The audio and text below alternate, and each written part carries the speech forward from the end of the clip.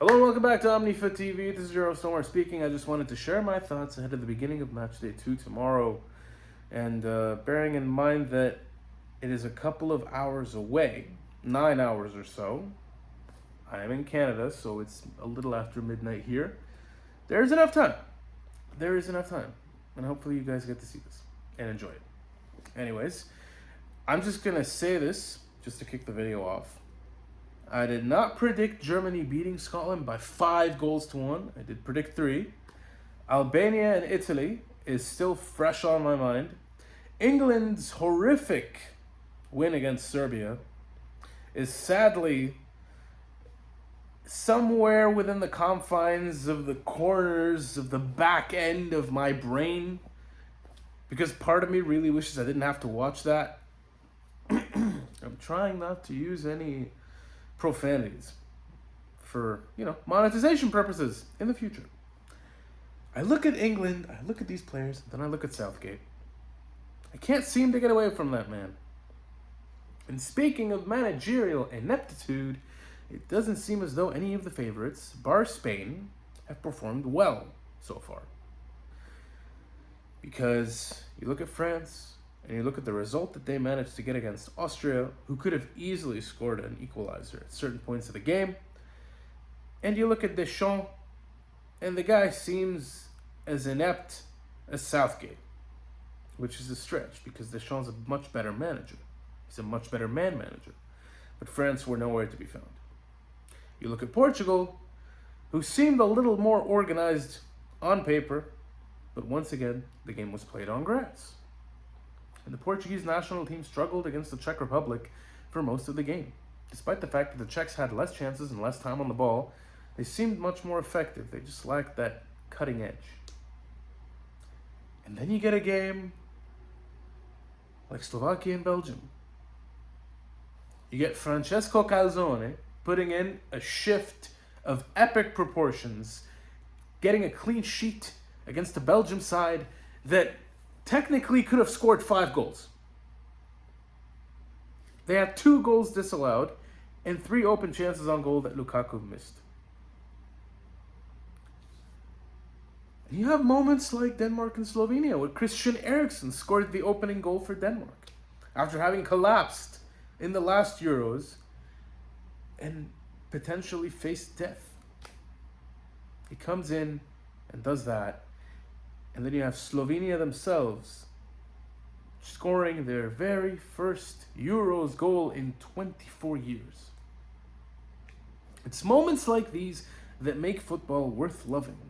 It's things like these that make the game much more enthralling, much more relatable. And honestly, in my humble opinion at least, I think it all peaked when Turkey faced Georgia. The atmosphere, the fans, the refereeing, both managers on the touchline, the players, the goals, Georgia throwing absolutely everything at the Turks. Arda Güler pulling off one of the goals of the tournament. I think that his goal and Nicolae Stanciu's for Romania, and I was about to mention Romania's victory against Ukraine, an emphatic win, one of absolute euphoria for the Romanian national team. There seems to have been this recurring theme of victories and draws that have benefited teams that have really struggled to actually secure moments like this, to make this kind of history. And I'm just so happy for them, for the likes of Slovenia, for Slovakia, for Romania, and for Georgia, who honestly should have won the game against Turkey, if not drawn. Personally, the first claim is coming from a bias. I feel like they just did so much and they deserved a win. I think the scoreline itself does an injustice to the whole game and to Georgia's performance. And I think it does some of that to Turkey as well. Despite the fact that the Turks were the better side, Georgia brought so much fight to them that I think the Turks were rattled for a good portion of the game. It was incredible. And I think we're going to see a lot more of the same in the second round. I would personally like to see sides like Albania, whose opening goal against Italy in Dortmund was just blindingly in the reaction, the fans, like the yellow wall that we're used to was a red wall. The Albanians were all over the place. And as soon as I saw Bajrami score that goal, thanks to Di Marco's really horrible throw-in, it wasn't just about the throw-in being off. It was just how well Bajrami managed to finish that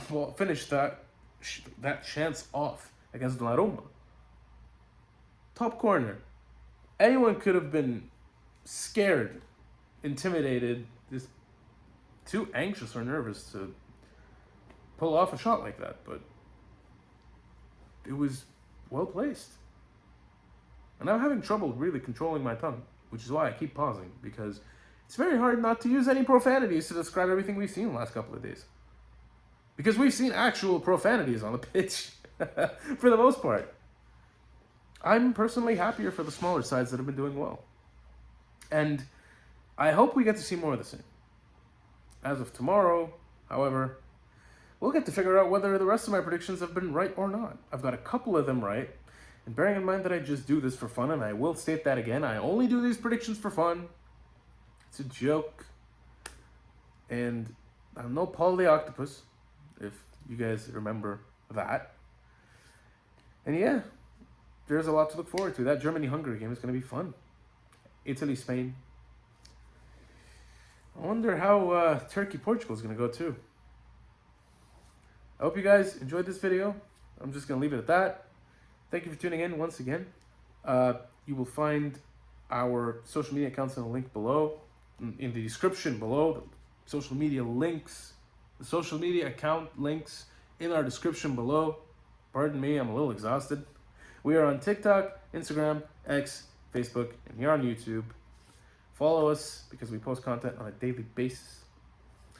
Thank you once again for tuning in again. I've been Omar, you've been wonderful, and I will see you all in my next video.